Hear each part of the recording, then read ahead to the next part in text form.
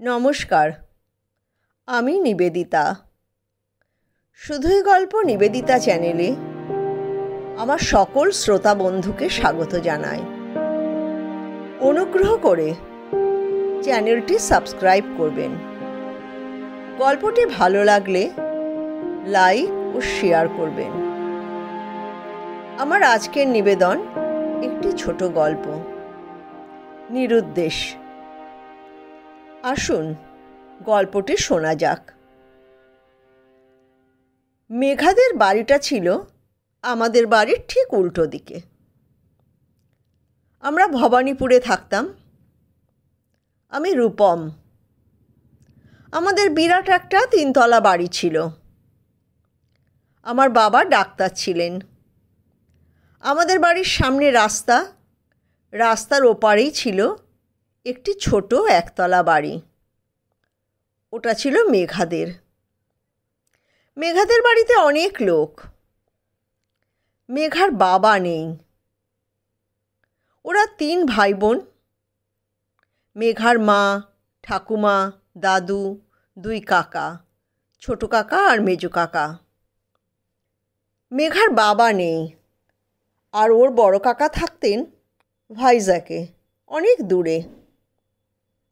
মেঘার দাদু ঠাকুমা পূর্ব পাকিস্তান থেকে সব ছেড়ে চলে আসতে বাধ্য হয়েছিলেন। মেঘার বাবা কাকারা কলকাতায় ভালোই চাকরি করতেন।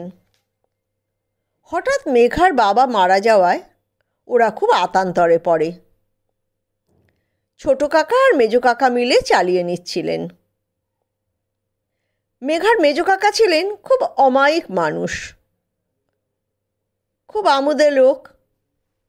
পাড়ার ক্লাবের সেক্রেটারি। দুর্গাপুজো, কালী পুজো নিয়ে খুব মাতামাতি করতেন। তখনকার দিনে ক্লাবের অনেক অ্যাক্টিভিটি থাকত। সন্ধ্যাবেলায় গরিব বাচ্চাদের পড়ানো, বিনা পয়সায় বই খাতা দেওয়া, তার জন্য চাঁদা তোলা বাড়ি বাড়ি গিয়ে, তিনি এইসব খুব মন দিয়ে করতেন। অন্য ছেলেদেরকে নেতৃত্ব দিয়ে কাজ করাতেন। সকলে তাঁকে খুব ভালোবাসত। তার নাম ছিল বরুণ। আমরা ছোটরা মেঘাদের দেখা দেখি মেজো কাকা বলে ডাকতাম। বাচ্চাদের সঙ্গে খুব খেলতে ভালোবাসতেন মেজো কাকা। সরকারি অফিসে চাকরি করতেন। 10টা 5টা অফিসের পর মেজো কাকা বাড়ি এসে 6টার মধ্যে ক্লাবে এসে সবার সঙ্গে ক্যারাম খেলা, বাচ্চাদের পড়ানো, সব কিছু নিয়ে ব্যস্ত হয়ে পড়তেন। রাত্রি 10টা নাগাদ বাড়ি ফিরে বৌঠান খেতে দাও বলে খেয়ে দিয়ে শুয়ে পড়তেন। আমরা মেজো কাকাকে কোনোদিন বাজার যেতেও দেখিনি। অফিস, বাড়ি আর ক্লাব। মেজো কাকা দেখতে সুন্দর ছিলেন। বছর 35 বয়স, লম্বা চেহারা, গায়ের রং ময়লা, মাথায় ব্যাক ব্রাশ করা চুল। অফিস ছাড়া সবসময় সাদা পায়জামা পাঞ্জাবি পরতেন। আমার বাবা ডাক্তার হওয়ার জন্য আর মেঘাদের বাড়িটা আমাদের একদম উল্টো দিকে বলে আমরা ওদের সব খবর জানতাম। ওদের অসুখ বিসুখ হলেই আমার বাবার কাছে দেখাতে আসতো। বাবা খুব যত্ন করে দেখে দিতেন। একদিন হঠাৎ খবর পেলাম মেজো কাকার নাকি দিল্লিতে বদলি হয়েছে অফিস থেকে। যে মেজো কাকা ঘর, ক্লাব আর অফিস ছাড়া কোনো দিন কোথাও যায়নি, সে কিনা যাবে দিল্লি। মেজো কাকা খাবে কি, থাকবে কোথায়? আমাদের পাড়ায় প্রত্যেকটা লোকের মাথা ব্যথা হয়ে গেল। কারণ মেজো কাকা সবার প্রিয়। কিছুই করার নেই, চাকরি তো করতেই হবে। একদিন মেজো কাকা একটা কালো রঙের ট্রাঙ্ক আর একটা বেডিং নিয়ে বাড়ির বড়দেরকে প্রণাম করে হাওড়া স্টেশনে গিয়ে দিল্লি কালকা মেলে চড়ে বসলেন। প্রথমে গিয়ে অফিসের এক বন্ধুর বাড়ি উঠবেন। তারপর দেখে শুনে নিজের থাকার জায়গা ঠিক করবেন। মেজ কাকা চলে যাওয়াতে আমাদের পাড়ার সবার খুব মন খারাপ হয়ে গেল। তিনি ছিলেন পাড়ার প্রাণ। দুর্গাপুজো, কালী পুজো, পুজোর পর ফাংশনের আয়োজন করা, দোল খেলা গান করে করে মেজ কাকাকে ছাড়া আমরা ভাবতেই পারতাম না। মেজ কাকার খবর আমরা পেতাম। তিনি যখন বাড়িতে মা বাবাকে চিঠি লিখতেন আমরা জানতে পারতাম। ছুটি পেলে মেজ কাকা আসতেন, তবে সেটা তো খুব একটা সম্ভব ছিল না। এইভাবে বছর 2 কেটে গেল। মেজ কাকা ভালোই ছিলেন। এক সর্দারজির বাড়িতে ঘর ভাড়া নিয়ে থাকতেন। নিজেই রান্না করে খেতেন। দিল্লিতে থাকার দরুন ওই দিকের অনেক জায়গা ঘুরে নিয়েছিলেন, আগ্রা, মথুরা, বৃন্দাবন। তখনকার দিনে মা কাকিমারা দুপুরবেলা পাড়ায় এ বাড়ি ও বাড়ি গিয়ে গল্প করতেন। একদিন শুনতে পেলাম আমার মা রাত্রিরে আমার বাবাকে বলছিলেন, মেঘাদের বাড়িতে বরুণের দিল্লির অফিস থেকে খবর এসেছে। ওর শরীর খারাপ, মানে মানসিক সমস্যা হচ্ছে। ও নাকি অফিস যাচ্ছে না, বাড়ি থেকেই বেরোচ্ছে না, খালি বলছে কেউ মারতে আসছে, ঘর বন্ধ করে বসে আছে। আমরা তো অবাক। ধীরে ধীরে পাড়ায় খবরটা রটে গেল। সবাই চিন্তিত হয়ে পড়ল। ঠাকুমা তো কান্নাকাটি শুরু করেছেন। দাদু চুপ করে বসে থাকেন।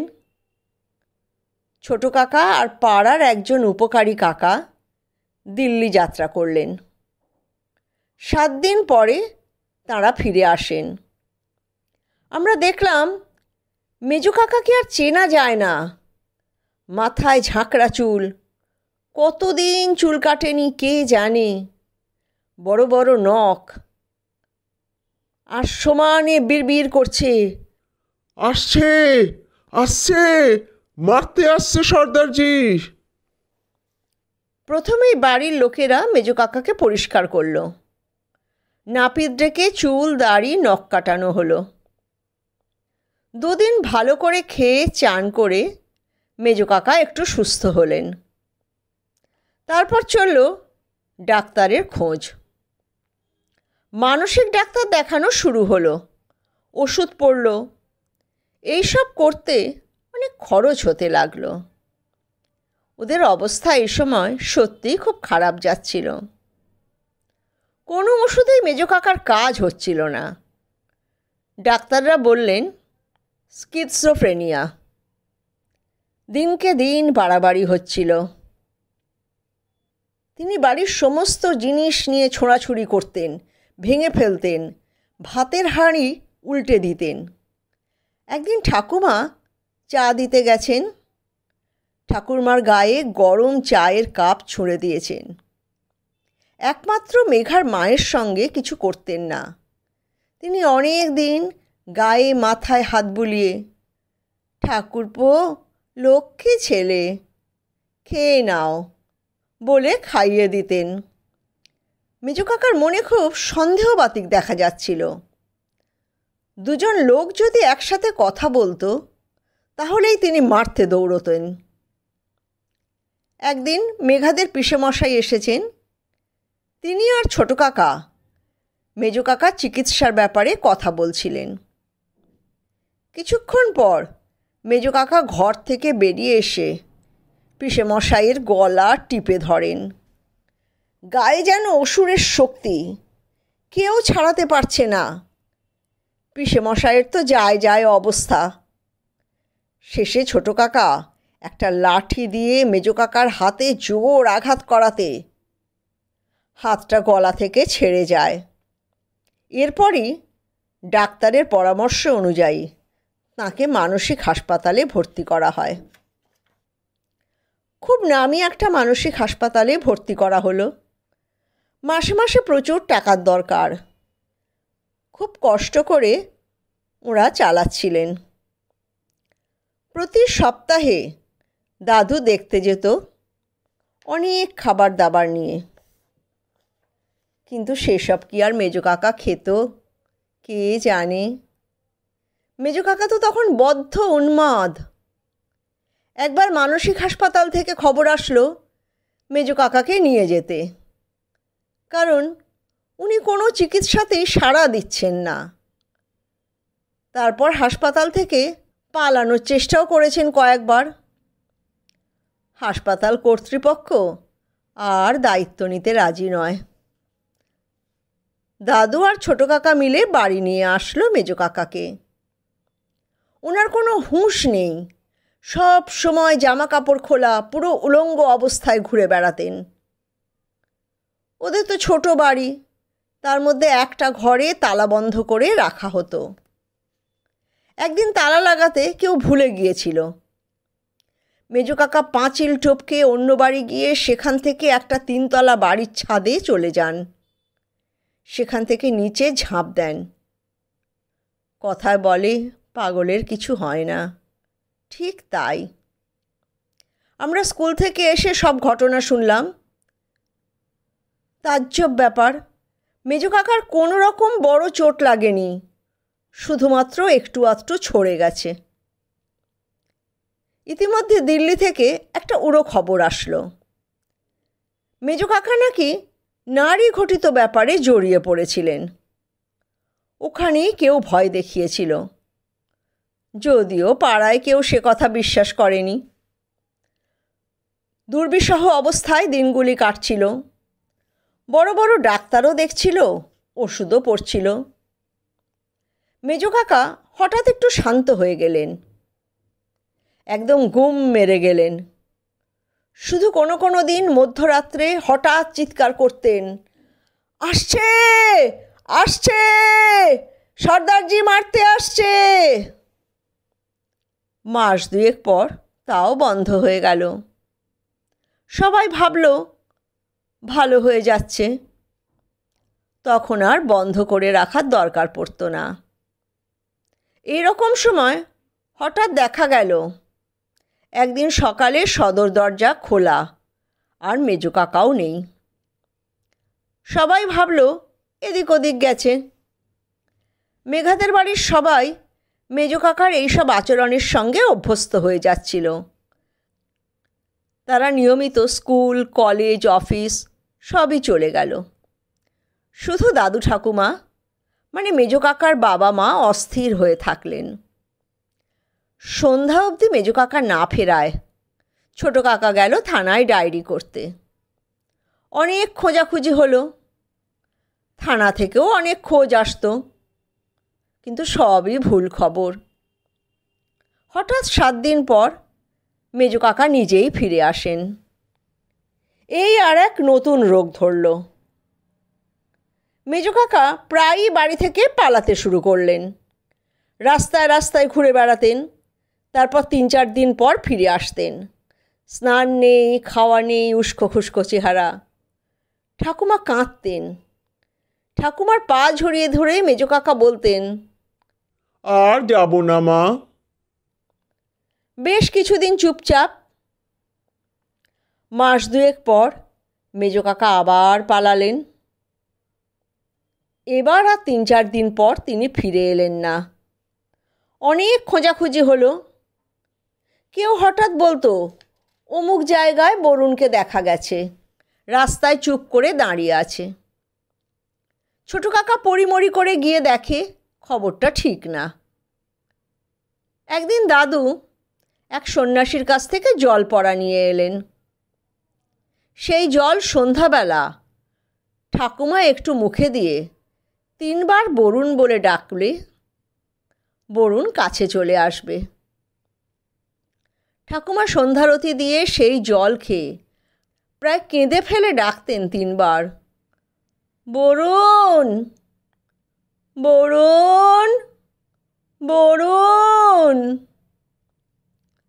পাড়ার সবার মন খারাপ হয়ে যেত। একদিন দেখলাম দাদু এক সন্ন্যাসী ধরে এনেছেন নখ দর্পণ করাবেন। একটি বাচ্চা মেয়ে ধরে আনা হলো।